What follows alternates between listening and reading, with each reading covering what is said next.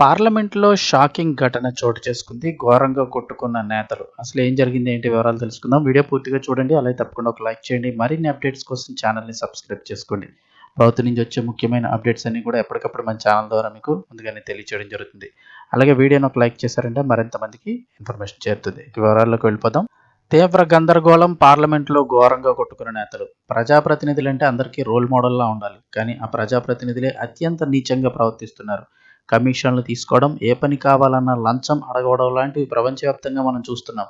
అలాగే పదవుల కోసం పార్టీలు మారడం కూడా జరుగుతుంది. ఏ పార్టీ అధికారంలోకి ఉంటే అందులోకి జంప్ అవుతున్నారు.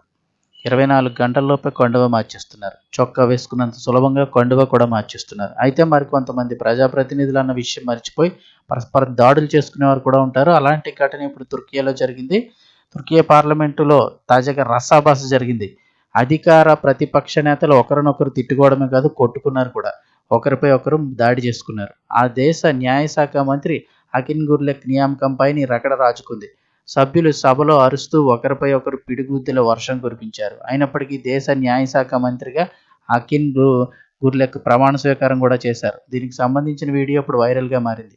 ఈ సంఘటనలో ఒక సభ్యుడు తీవ్రంగా గాయపడినట్టు కూడా తెలుస్తోంది.